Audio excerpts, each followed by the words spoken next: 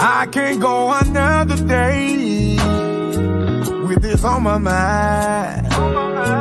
And I think it's time for a discussion. Why you so hard?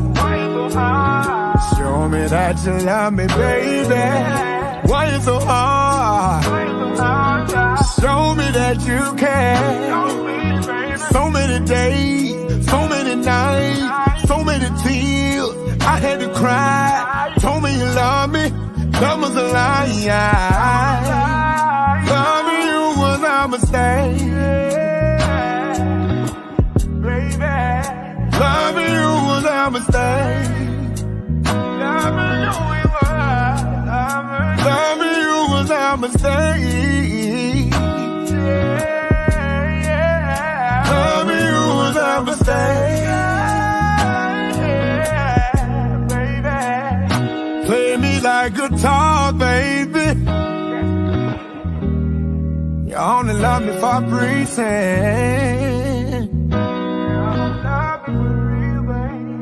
Play with my emotion, girl.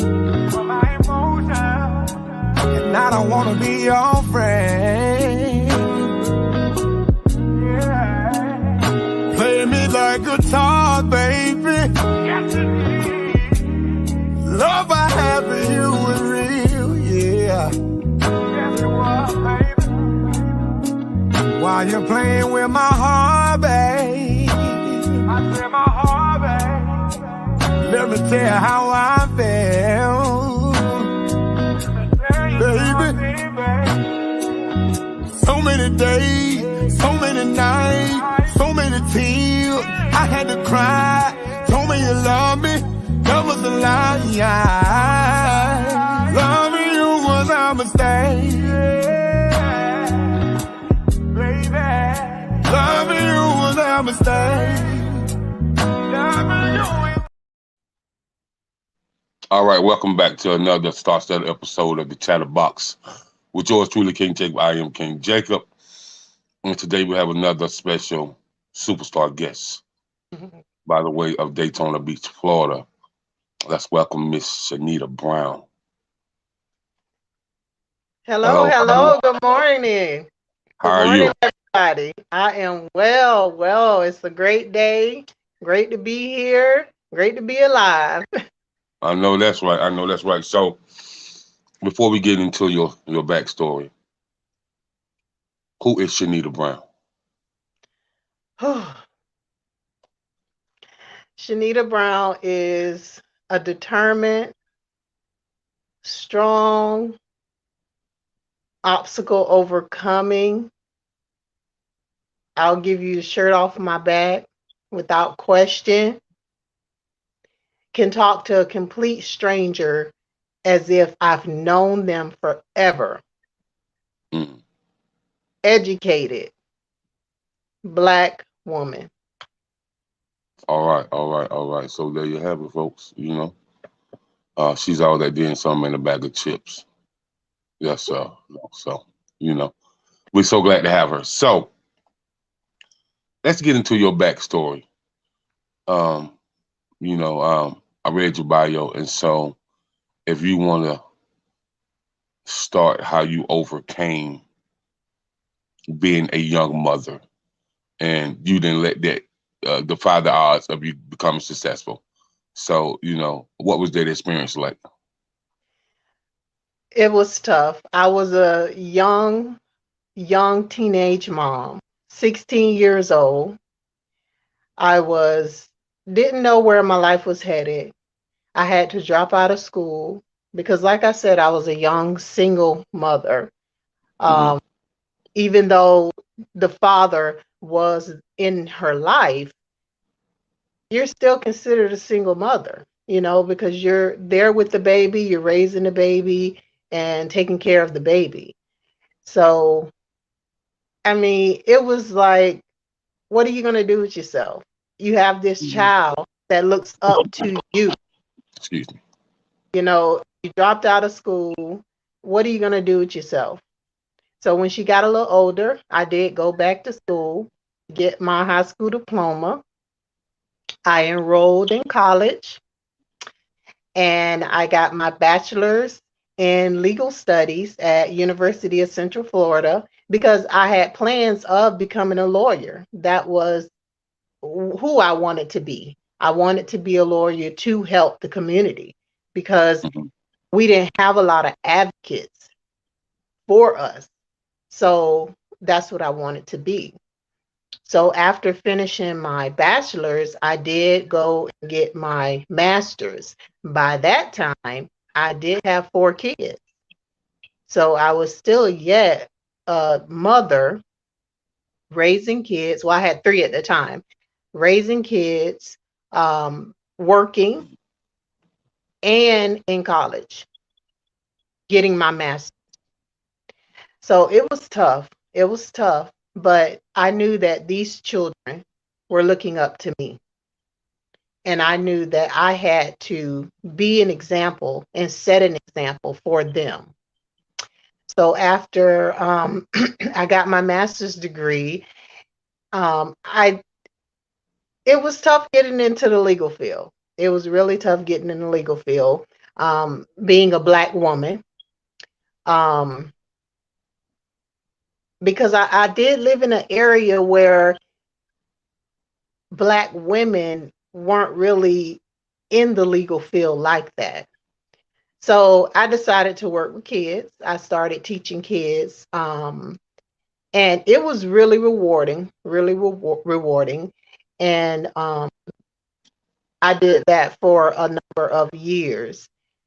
Now, my daughter, my oldest daughter, she was beautiful, beautiful girl, quiet, kind girl, but she didn't know how beautiful she was. She had no clue. So I didn't know how to help her because, of course, she's going to say, of course, you're going to call me beautiful. You're my mom. Hmm. So that's your job. Right. So I decided to put her in modeling. And sure enough, she soared. I became her manager. We traveled everywhere, New Orleans, Miami, Atlanta, everywhere. Um, and as her talent manager, I felt like I finally accomplished helping someone because I can easily help myself, but to help someone else, that means so much. So helping her find who she was, I decided to help other people and become a talent manager for other people. Okay, that's what's up. That's what's up. So, got some comments. Good morning to my brother out of Chicago, Illinois. Maurice, LB, owner of Tour Films and Entertainment. He currently has about 15 movies out right now, and I'm so glad to have him tap in. And I will merge you two. I will plug you two for sure. Wonderful. Good morning. So, he started teaching and he started working with kids. And so, was you able to do something with your master's degree, with your education? Was you able to start any type of consulting service for the entertainment? Because a lot of the entertainment, quote unquote people that's entering the business don't understand the legal terminology of entertainment. They don't understand what's in that bold fine print in the contracts. Like if you never experienced the entertainment business, how can you understand a 40-page contract? You know, Exactly. So, Exactly. so did you ever start any type of services that way I, to I to did. to? I Okay. did. Actually, I did. Having that legal background, having that Hmm. legal education, I was Hmm. able to draw up contracts and Hmm. also decipher contracts for people that had no clue um, what the contract meant. So Hmm. in my management company, because I did start a management company, it was called Naturally Talented Management Group. And that name came from my daughter because remember, she was a kid and getting her up early to go to photo shoots, fashion shows, movie sets. It was tough for her as a kid. So she would kind of give me an attitude, getting up because it was hard for her as a kid. But when she would get on set, she was naturally talented. Okay. So that's where I got the name from. Naturally Talented Management Group. So it did come from my daughter. I drew up all my contracts for Naturally Talented Management Group. I did help people that weren't able to understand contracts. Um, I'm not able to give legal advice because I'm not a lawyer yet, but I did what I could to help people in the entertainment industry that were maybe okay, I have this offer for a 20/80 deal or 80/20 deal. So, I was able to kind of help them understand what they were getting out of it. Was it beneficial? Any questions they had to help them in the industry. And once I finish in the future getting my law degree, definitely going to use it in entertainment to give legal advice. Okay. Okay. Okay. So now we're gonna rewind it back. A single mother, young single mother, dropped out, went back to school, got her undergrad bachelor's, then got a master's, and now you're preparing yourself to become an attorney. You're a talent manager with a management company. Okay, so we're gonna pause right there. Now, I'm gonna ask you a series of questions that may be uneasy for you. A lot of people don't like to answer them. So, but the first one is how did you? Okay, the first one I'm gonna say this, and then I'm gonna ask this one. Your relationship with God. How have you seen that grown over the years, and why have you think it has grown abundantly over the years? As that young mother, I was hopeless. And I was to the point where I didn't care about anything. I didn't listen to anyone. My dad, I was a daddy's girl. And there was no hope for me. I mean, I was the devil walking. I hate to say that to compare myself to that, but I was so young and I felt invincible and I had no hope. I felt, okay, yeah, my dad's a preacher. Yeah, he's making me go to church 3 times a week, but I'm gonna still do what I want to do as a young girl. Mm-hmm. So when I got later on in my, after she got a little older and I realized my dad was only there to send me in the right direction. Mm. From there to now, I preach God to everyone, Okay. everyone, even if I don't know you, because people tend to come to me with their personal problems. And like I said, they can be a stranger. And I'm talking about strangers. I could go sit into, maybe I have an appointment or something, and I'm waiting, and they would talk to me. And I would tell them, just give it to God. I said, just pray about it, let it go. Because when you don't trust God and when you question God, that shows lack of faith. Mm-hmm. My faith is the biggest right now. Mm. I pray about everything. When I get on the road to go to an event, to go shoot a movie, I pray, and I'm specific with God. I'm specific because you have to be specific. I pray, God, please, please allow me to get to my destination, and I'll give the address with no hurt, harm, or death to me, no damage to my car, no tire issues, no accidents. Amen. I tell people all the time, people's like, man, what's your biggest flex? I said, to leave out the house and make it back home safe. That's my That biggest flex. That's my biggest flex. Cause you know what? It's a lot of people that's gonna leave back home, that's gonna leave out today, and they may not make it back. And I pray God they do, man, because and then the biggest flex for a parent hmm, is for a parent who has a child who has not been involved with the law or who don't do drugs. That's a big flex for a parent.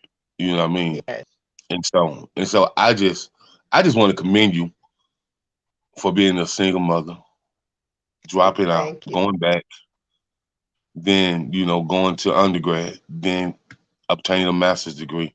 Like And you, let you me got to tell be you, a lot of people don't know that I was a dropout because I did go back, but they don't know my struggles because I was an introverted young girl, very introverted. And that had a lot to do with how I act as a person. When you're an introvert compared to an extrovert, so a lot of things I kept to myself. I even walked with my head down because I just didn't have that confidence. So a lot of people, so that's a secret, guys. I dropped out. I went back, but I dropped out. So my first right, secret. right. And then we have this aura in society about a PK's kid. You know, she's the preacher's baby, or he's the preacher's prince, and I can say, man, a lot of PK kids, they don't experience what the rest of us have experienced, and sometimes they get curious, they get rebellious, and once they get a taste of what we call, another life, you know what I mean, instead of the Yes, church life, they sometimes it takes a while to reel them back in, but normally they are reeled back in. You know what I mean? yes. And I agree. Because Everybody's time is different. And because we're all different, so it's going to happen when it's going to happen. Our fate right, is already right, sealed. Our that's fate right, is that's right, already sealed. right. So you have a few people tapping in. Um, Jasmine Foster, appreciate it. Apostle Q, what's happening? Quinella Thomas. So I'm gonna put this comment on the screen, and I want you to elaborate. Okay. Go ahead and read that, and then elaborate on it.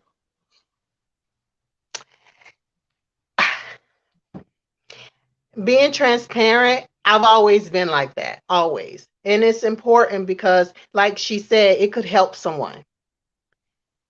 There's so many single moms that drop out and never go back. But there are some single moms that drop out and go back 20 years later. They need to realize that it takes strength regardless of when it happens.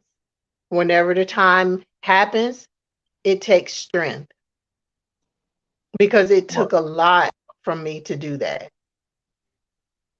But I knew I had this little girl, and guys, I had it made. So I'm gonna be honest with you. This little girl would go to school with me because my school had a daycare that would transport single mothers with their babies to school. They would drive us around the bus loop, drop us off to take our kids into the nursery. We would get back on the bus and then go around the loop to get ready for school. So I had it made. I, but it was just so hard. It was hard. So dropping out, it was something that I regretted, and it's part of my past. There's nothing I can do about it. I can't change it. you But you, to the you don't want single to change. mother, You should yeah, want to change. You got to Mhm. stand on top of that and own that, because look That's how God changed the narrative and look who you are now. God is amazing. That's just Yeah. it. He's amazing. I celebrate him every day of my life. Right, right. And so, Every um, day. tapping in is a good friend of mine from the same hometown. She says, but look what you came back and accomplished. Awesome. Now, if you want to talk about accomplishments, I just want you to elaborate on how you was able to accomplish that, and what type of place did you have to be in mentally, emotionally, and spiritually to overcome those obstacles. Because some young mothers don't overcome those obstacles. Some never go back to school. Some be stuck in the system for the next 20 years. Um, and I know everybody needs help, so I'm not saying you don't need no help, but some just be like, no, I I got to walk this line right here and have this faith that God is going to bring me and my children through. And so from that place of mentally, emotionally, and spiritually, like, how did your mindset help you overcome? And what was those wee hours of the night one-on-one talks with God like? I hit rock bottom. Couldn't even afford $5 for Pampers. Mm, Rock bottom. And when I finally found somewhere for me and my child, because we were homeless for a little bit, we were homeless. That's when I made the decision. You can't depend on other people to provide for you solely. That's your job. So that's when I had to go back to school, and I had to fulfill my dream of becoming a lawyer. mm-hmm, Now I'm not a lawyer yet because I'm having too much fun in the film industry, and I'll tell you about that soon. But I had to fulfill my dream, and that's what took me back to school. And I had to say to my daughter, listen, you are everything to me, everything. And you are the only thing to me right now. So I need to show you who I am and what I can do. uh-huh. So we have Miss Deborah Parchment tapping in from YouTube. Your experience are a lesson from God. You learn from them and you move on. And you did just that. Elaborate on it, please. Yes, yes. I learned from my experiences because guess what? Your decisions in life determine your life. And I made that decision to be a teenage mom. Yeah, that was my decision, even though it happened, may have been, I didn't intend for it to happen, but my decisions led up to that. Mm-hmm. Okay. So I had to learn from my choices, my experiences Uh-huh. made me who I am today. Come on now. Talk to him. Made me who I am today. Because I am no longer that introverted little girl. Uh-huh. No longer. I am a totally different person that has learned from her past mistakes, her experiences to help other people. I preach to kids every day. Not only kids, adults. And some Oh, adults need preaching too. it's plenty. Not some, plenty. And some of them in our family. Yes, yes. So just because someone is maybe older or maybe the same age or maybe younger, what's wrong with giving them something that they can grab and hold on to and learn from? What's wrong with that? Whether they take heed or not, they heard you. They heard you. They heard you. They heard you. They They sure heard did. That's right. That's right. So, Brother Maurice Albie Jones Jr. says God will break you down to build you up into the person He wants you to be. Talk about it. Yes, yes, yes. And like I said, I hit rock bottom. Couldn't even afford $5 Pampers. And yes, I asked people for, can I get $5 to buy my daughter Pampers? And what really did it was when they told me no. But guess what? No doesn't kill you. And It makes you sometimes strong. you have to It go makes you through a strong. million no's to get to the right yes. It makes you stronger, man. It makes It you makes you stronger. stronger. It makes you stronger. And he's right. He will break you down to your lowest in order to build you up to become that beautiful rose that you're supposed to be. That's right. That's right. I- So, Apostle Q says, Miss Cornelia Thomas, she says, the process to the purpose. Woo. Huh? That's Huh? strong. That's Woo. strong. Woo. That's strong right there. The I process think, to the I purpose. think, I think the saints that sitting on the back pew need to come to the front of the church Yes. because now we're talking. The And you know process, what? the process to the purpose, and I'll elaborate on that. People used to talk about the PPP. I said I've been with the real PPP: power, passion, and purpose. Yes. You know, like people don't understand. Apostle Q, you said the process to the purpose. Listen, there is a process, and that process ain't easy. That that process have you up in the wee hours of the night, have you sitting in your car crying and you don't want to move. That process is serious. That process is Yes. serious. That process have you in the bathroom on your knees just praying and you can't even get up. Yeah, Yes. that process, that's the process we talking about. Yes. Yes. Or you broken all the way down and you feel like you have nothing left. Nothing left. And I'm blessed that today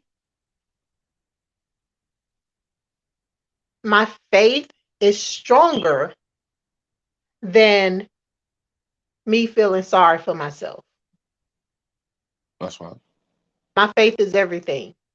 Mm-hmm. And you can ask my kids. I tell them all the time, pray about it.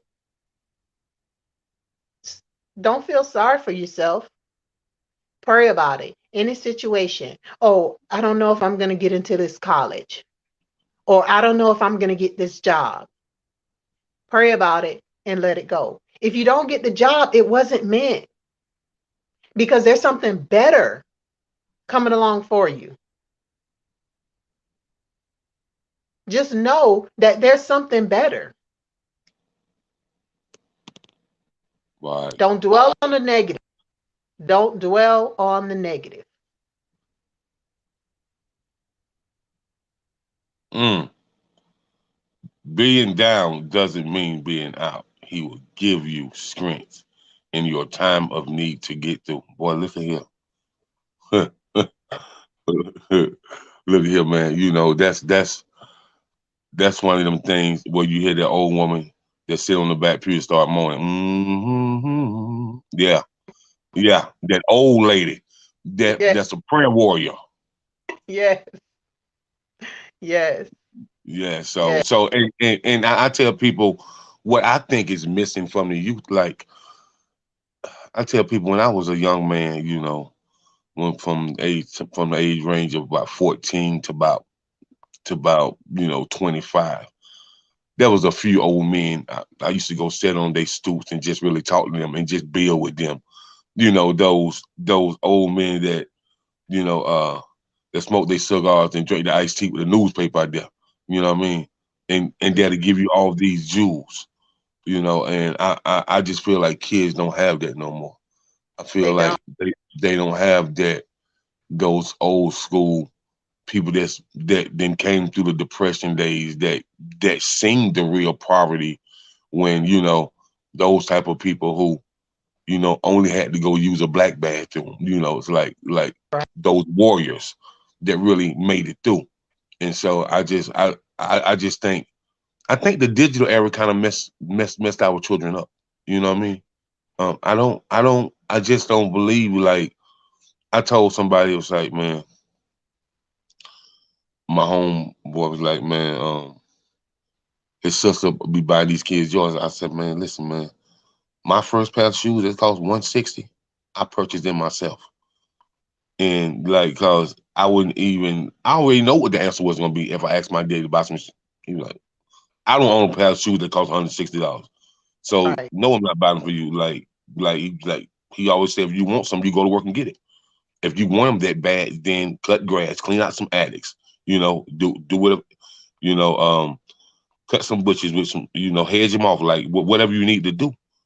But I just think, even though these children come from some real praying parents, man, um, Yes. what they see out in society, what they see out on TV, I think it damages their mind. And so we have to keep these children covered at all costs. And there's so many things on TV. I'm just like, I guess there's no children in the world anymore. I guess the world is full of adults because the things you see on TV, online, I mean, these poor kids, like, what are they going to do? That's what they have to look up to. But the kids are our future. They are our future. And Hmm. my son, he's 16. He Uh-huh. is 16 years old, and I never have to tell him, get on a roll. He already knows that that's what I expect. Hmm. So when I see the report card, it's got on a roll. I don't have to tell him, go sit in class and respect your teachers. Because me, I ain't gonna lie, I wasn't a good kid in class. I was a smart kid, and the work was too easy for me, so I would finish fast and want to talk to my neighbor. And they're like, Hmm. Shanita, stop talking. And I'm like, okay. And I'm sitting there bored. But it's hard to tell a PK kid to stop talking. I'm gonna tell you why. Because y'all did, and y'all mamas always got y'all talking, and reading the scripture, going to this convention, going to that convention. And so naturally, if you're not talking about something, a PK's kid is gonna be bored. Right, Excuse me. right, Uh-huh. Yeah. right. And I was bored. And I was bored. So even though I was a smart kid, I got in trouble a lot for talking. Now my Hmm. son, he's gonna go in class, he's gonna sit down, he's gonna do his work, and he's not gonna talk. He does what he's supposed to do. His teachers are like, can I adopt him? And that's my, my youngest son, because I have two girls and two boys. And they are amazing, all of them. And I didn't have to tell them what to do in school and how to act. And when it starts at home, when I'm working with kids, I always say it starts at home. They learn from what they see. Kids are like, uh everything, they take it in. They take in everything. You So know, you have you to be careful what you you say and do. you're right, because I can remember me in the ninth grade in social studies. They was teaching something. I raised my hand. I said, "Well, so how do we know if this is true?" The teacher looked at me like, I said, "So how do we know this is true?" I said, "Do we have any writings of the Greek mythologies that wrote this, so we can know it's true, or has it been tampered with to poison our brains?"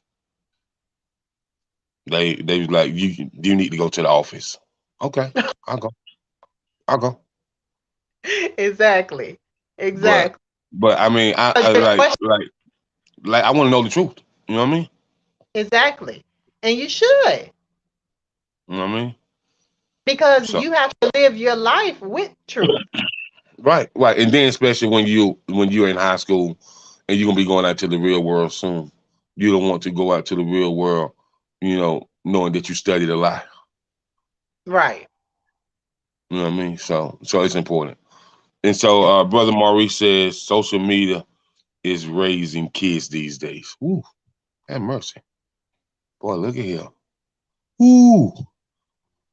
Well, I think that I ain't gonna say children shouldn't have phones because they need to call their parents come and pick them up. But I think when it comes to kids at home on their phones, there should be a limit. And then all at a certain time, every phone need to go into the parents' bedroom.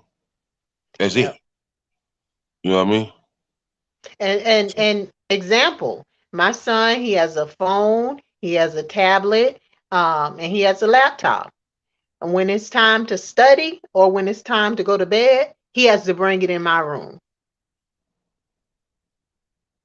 And I'm not saying I don't trust him, but guess what? It's time to shut that stuff down and bring it on in here. Because And, kids are gonna be kids. Kids are yeah. kids. Oh yeah, oh yeah, oh yeah, oh yeah, oh yeah. So Kids and are then kids. So right. So and Miss Cynthia, she was commenting on what you said about A and B honor roll. That since she said exactly, they know. I tell mine the same thing. I expect nothing less, and that's called good parenting because knowledge is power. Knowledge is something that can't nobody ever take away. exactly, exactly. And it's you know, teachers have 20, 25 kids. It's so hard to give that individual uh individual help because you have so many kids, but I like to give individual. I like to give that individual help because if I see a kid struggling, say if they're Uh, struggling with math, fractions, mhm. I, y'all know fractions hard.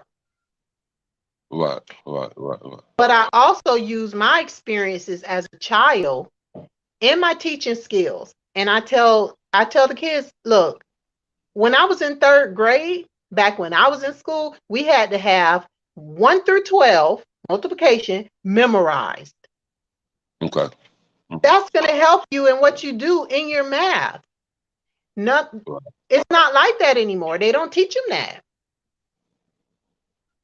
They don't even teach cursive in school. Mm. It's different from when we was going to school. It definitely is. So, official Haji General says, um, so with all the success that you've had in the past, what is your greatest accomplishment in your opinion? raising my kids. Okay. That's my biggest accomplishment. That's the hardest job anybody could have.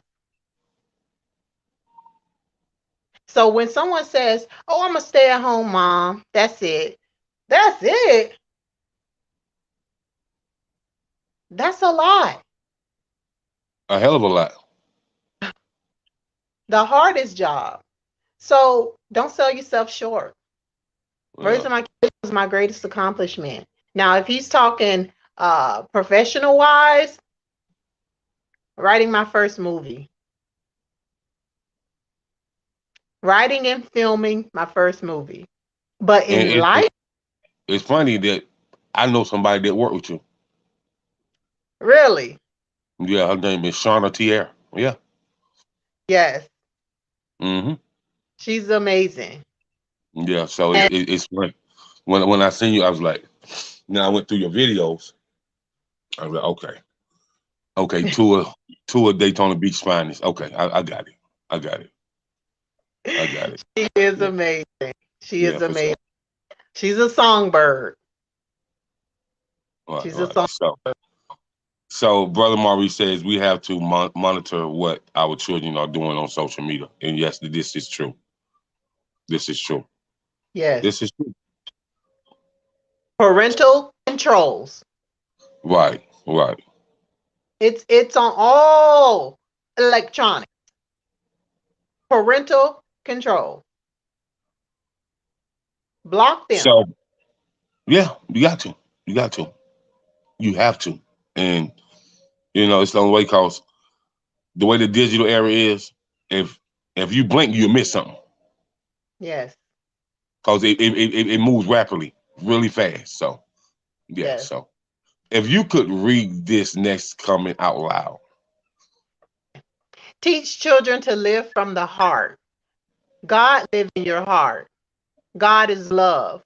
If you teach them to live by what's right and what's wrong, teach them to have common sense.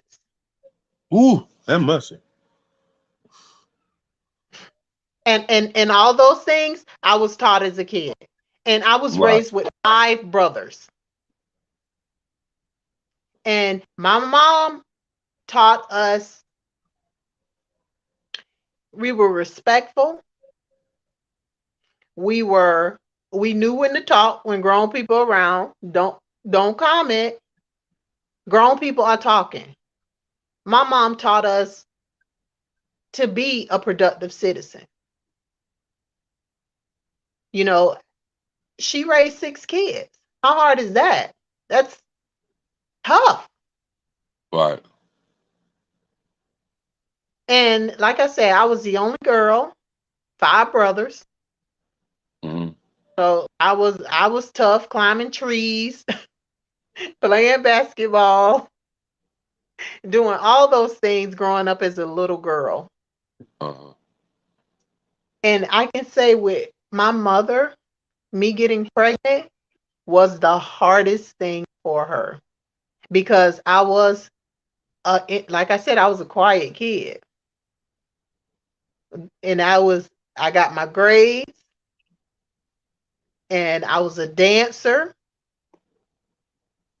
So to I don't know. I know it really hurt her. Hmm. But I don't, I can't say how she, feels about it, later on, but she raised some good kids. Oh yeah. Okay. Okay. I can dig it. I can dig it. So before we get out of here, I want to talk about your latest film. And if you can give us the name of it and give us the storyboard, what it's about, and if it's out on streaming platforms already, if you can tell us where to go get it.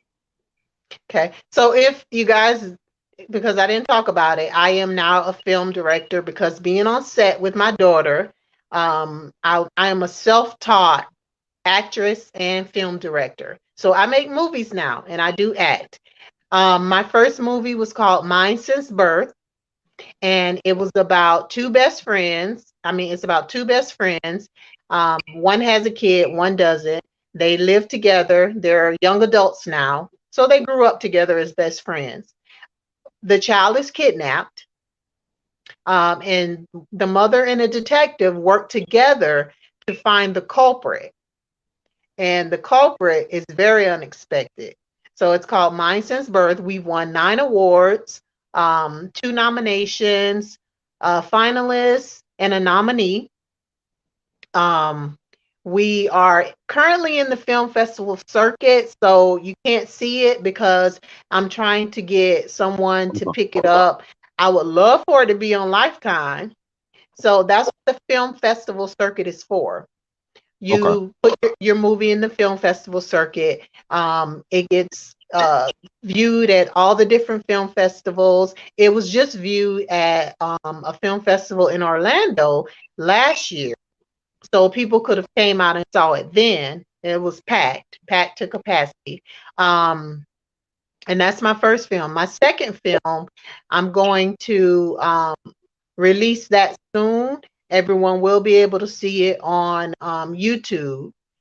It is in the film festival circuit as well. And I'm working on a third film called Paper Napkin. Okay. So Well, that check this out.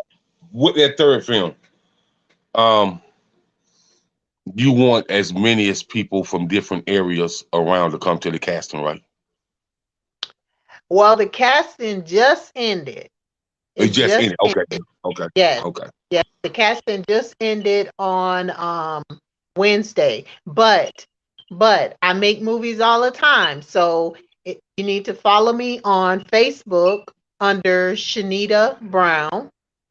Also, my Instagram is at Shanita A Brown because that's my middle initial. I post castings on both. Um, Twitter, Shanita A Brown. So And with the castings, do you just have one casting, or is it like I know some movies have one, two, three castings? well, I don't do live castings because of COVID. All they do is they send me, I post it on social media. They send an email to the email that I require. Um, and I send them back lines for them to record themselves saying those lines because it's important that I see you and I hear your voice to see if that character is, if you're the perfect role for that character. Because right now I do my own casting and my Okay, own so do casting. So you do you do the monologues that people send back to you? All right, yes, yes, so and do you do live table readings through via Zoom or anything like that? Zoom, Zoom. Okay, okay, Yes, okay, cool, yes, cool, cool. Okay. yes. So paper napkins was just chosen in a challenge in Orlando. So it'll be shot um, late February around that time. I'm going to be shooting it late February and it'll be released. It'll be shown at a theater in Orlando. So if you pay attention to my social media, I'll post when it'll be shown. You can buy tickets. It's for everyone. It's for the public. It'll probably be at a like a big theater. So if they wanted to come out and watch it, they could. Is that out there where you're at? It'll be in Orlando. Orlando. Okay, okay, okay, okay. Orlando. All right, got it, got it. Yeah. Okay, I'll have okay. I'll So have the dates and everything. okay, that's what's up. So it's about time to get out of here. So I want to say I thank you for an awesome interview. I thank you for an awesome dialogue, and I thank you for epic conversation. And I thank everybody that tuned in with their comments. And I definitely appreciate you guys tuning in and engaging with Miss Shanita Brown. The engagement has been real, Yes, and and thank you guys so much for having me. you're welcome. You're definitely welcome. So until the next time, I want you guys to be prayed up, stay blessed, and always be encouraged. Peace, love, and blessings. We're out of here. Peace. Peace.